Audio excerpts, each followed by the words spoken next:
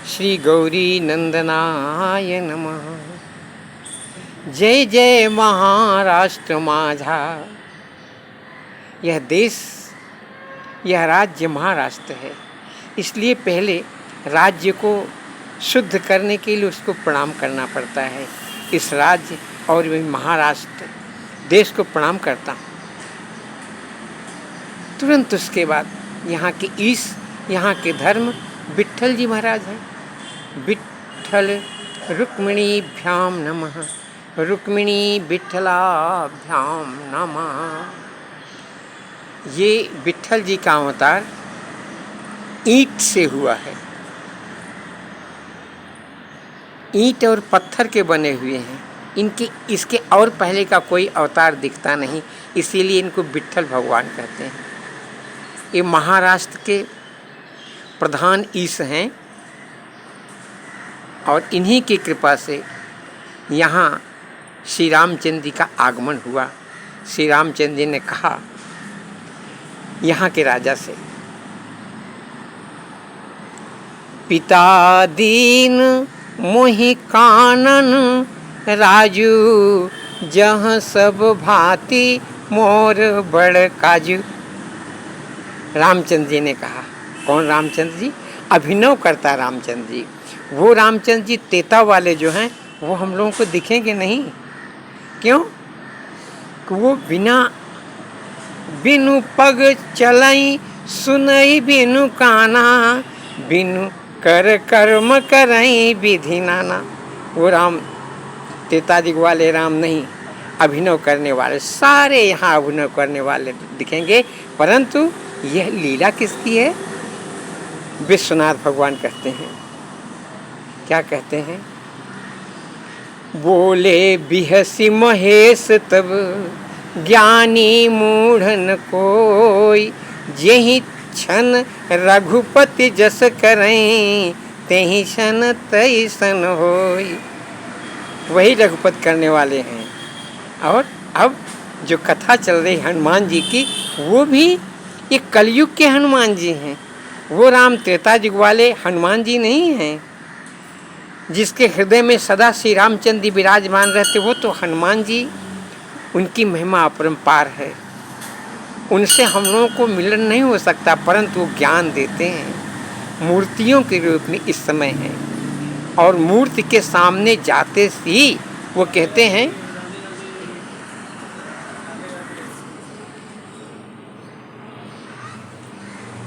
सन्मुख होहि जीव मोहि जबहि, सन्मुख होहि जीव मोहि जबहि, और जन्म कोटि अघनासहु तबहि। सन्मुख होहि जीव मोहि जबहि, जन्म कोटि अघनासहु तबहि। आज वहीं से कथा आगे तो बढ़ रही है, परंतु इसमें हम लोग कभी भी भ्रम न करें कि यह कथा त्रेता युग की है, यह कथा कलयुग की है कथा। उन्होंने बताया कि सन्मुख हो ही जीव मोहि जबहि, जन्म कोटि अघनासहु तबहि। कलयुग में कौन ऐसा है जो पाप नहीं करता हो, और पाप ही नहीं करता, इतने बड़े बड़े पाप करता है कि जो किसी तरह से क्षमा योग्य नहीं है। परंतु जैसे ही ये जो हमारे वैज्ञानिकों ने मूर्तियां बनाई है ना, इनके सामने खाली सामने सन्मुख हो जाओ बस, तो तुम्हारे सारे पाप हट जाते हैं। इसी में से एक व्यक्ति सन्मुख नहीं हो पाता। कौन? जो कामी है, जो क्रोधी है, जो अपने को ही सब कुछ समझता है, वह मूर्तियों के पास जा करके भी उनके सम्मुख नहीं हो पाता है। परंतु हनुमान जी, जो कलयुग वाले हनुमान जी हैं, ये कहते हैं कलयुग वाले विभीषण से सत्य की खोज कर रहे हैं। इनको राम जी ने काम दिया है, क्योंकि इन्होंने कहा ना, बोले बिहसी महेश तब ज्ञानी मूढ़न को, यही क्षण जो जैसे रघुपत करना चाहते हैं वही कर रहे हैं। उस समय की वो सत्य घटना थी और इस समय की यह भी सत्य घटना है। एक व्यक्ति जो हनुमान जी नाम से कहा जाता है, वो कहता है सत्य को खोजने के लिए, और कहते हैं राम हर जगह हैं, हर जगह मिलते हैं, तो उन राम को हम कैसे पहचाने, क्योंकि मैंने तो बहुत बड़ा पाप किया है, किसी के सामने जाने लायक ही नहीं हूँ। फिर उस राम शब्द का सुमिरन करके वो अपने अघ को हटाना चाहता है, फिर एक मूर्ति के पास जाकर सामने खड़ा हो जाता है और प्रार्थना करता है, प्रभु आपने ही कहा है, मैं अपने अघ आपसे बताऊं तो बहुत बड़ा होगा, परंतु थोड़ा सा बता देता हूं। लोग बताते हैं कि मेरा नाम हनुमान सिंह है। मेरे पिताजी जबरन किसी माँ के पेट में मेरी स्थापना कर दी। मेरे पिताजी भी सिंह थे, स्थापना करके वो गायब हो गए, और मैं उस अघ के कारण बहुत बड़ा अघ किया। एक ब्राह्मण जिसका नाम था पंडित सूर्य प्रकाश, वो दिन रात राम का सुमिरन करते थे, बहुत बड़ी बड़ी कथा सुनाते थे, लोग उनको बहुत पसंद करते थे। वो राम कथा जब करते तो मस्त हो जाते, राम राम नारद हो जाते, उनको संसार भूल जाता। लेकिन जब कथा खत्म हो जाती तो अपने परिवार के प्रति उनका प्रेम हो जाता और फिर वो डूब जाते संसार में। मैंने उनको देखा, उनकी कथा सुना, हमको बहुत अच्छा लगा। मैं उनके घर पर जाने लगा, वहाँ उनकी लीला देखी तो कथा के और उस कथा से बहुत फर्क था। धीरे धीरे मेरे मन में आया कि ये राम की भजन करते हैं और यहाँ आके तो भूल जाते हैं, एकदम संसारी हो जाते, उसमें भी बहुत निम्न प्रकार के संसारी हो जाते हैं। तो मैंने उनकी पत्नी और एक बच्चा था, दोनों जन को हटा लिया और उठा के लेके गायब हो गया। आगे की कथा बताऊंगा तो बहुत कठिन होगी। यह कथा इसलिए किसको बता रहे हैं हनुमान जी? हनुमान सिंह जी एक विभीषण, कलयुग के विभीषण, सचमुच में विभीषण है वो। उनके भाई, उनका परिवार और जो हैं सब कामी हैं, क्रोधी हैं, ईश्वर का संपर्क नहीं रखते, परंतु विभीषण संपर्क रखते हैं। उनका भी जगह है, उनका नाम ही विभीषण सिंह है। ये हनुमान जी उनसे मुलाकात करते हैं और वही रामायण की चौपाई उनको याद आती है। कहते हैं,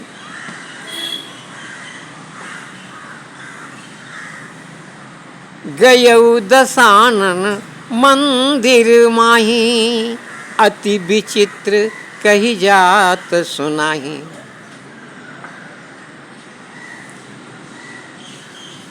हरि मंदिर तह भिन्न बनावा, रामायुध अंकित गिह, शोभा बरहि न जाय। नव तुलसी का बिंद तह, देखी हरसि कपिराय। हरि मंदिर तह भिन्न बनावा, एक मंदिर अलग से बनाया हुआ था और उस मंदिर में रामचंद्र जी की मूर्ति रखी गई थी, तुलसी थी, और उसके पीछे से वह भक्त विभीषण निकला और राम राम तय सुमिरन कीन्हा, हृदय हरष कपि सुजन चीन्हा।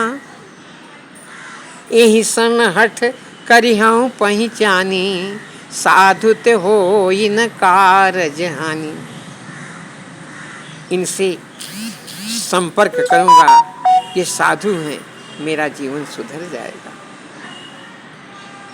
और जा करके विप्र रूप धरि बचन सुनाए, सुनत विभीषण उठि तह आए, करि प्रणाम पूछी कुशलाई।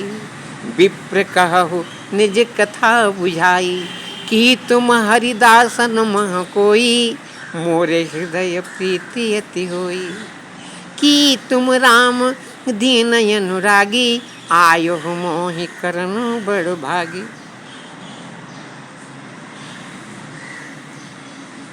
कभी मेरे ऊपर प्रणाम करके, तब श्री राम हनुमान जी सिंह बोले, अपना परिचय बताता हूँ। उन्होंने जब कहा, क्या हमारे ऊपर कभी उस श्री राम जी कर सकते हैं, हमको दर्शन दे पाएंगे? मैं यहाँ ऐसे रहता हूँ, हमको तो कभी दर्शन नहीं हो सकता है। मैंने बहुत बुरा काम किया है, जिसके वजह से मैं यहाँ जन्म ले लिया हूँ। मैं राम राम कितना भी कहूँ, परंतु राम हमको कभी दर्शन नहीं देंगे। तब वहीं हनुमान जी ने कहा, कहु कवन मैं परम कुलीना, कपि चंचल सब ही विधिहीना। अरे प्रात ले जो नाम हमारा, तेहि दिन ताहि न मिलहि आरा। ऐसे पापी पर भी रामचंद्र जी ने कृपा की कि मैं इस काम में लगा हूँ, रामचंद्र जी को खोज रहा हूँ और तुम्हारा दर्शन हो गया है। मैं सचमुच में मनुष्य जरूर हूँ, लेकिन पशु हूँ, पशु बंदर हो गया हूँ, बंदर का स्वभाव है मेरा। एक बार खाली भगवान के सम्मुख जाने से मेरे अंदर ये परिवर्तन आया है कि मैं आज राम को खोज रहा हूँ, राम के कार्य में लग गया हूँ और वहाँ तक जाऊँगा जहाँ ऐसे अघ करने वाले हैं जो कभी भी भगवान श्री रामचंद्र के सम्मुख नहीं होते हैं। धन्य है ये महाराष्ट्र की रुक्मिणी जी की कृपा देखिए, विट्ठल प्रभु ने कृपा की, दया से भर गई। ये देवी देखिए प्रसाद लेके आई हैं, इनको सतत प्रणाम है। जय जय श्री बालकृष्ण।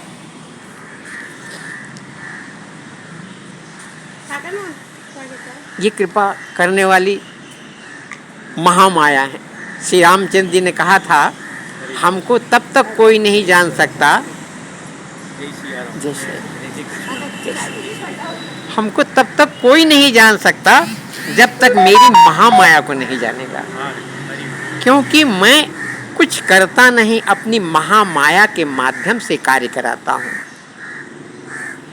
हनुमान सिंह को बहुत जगह सत्संग में बहुत प्यार हो गया था।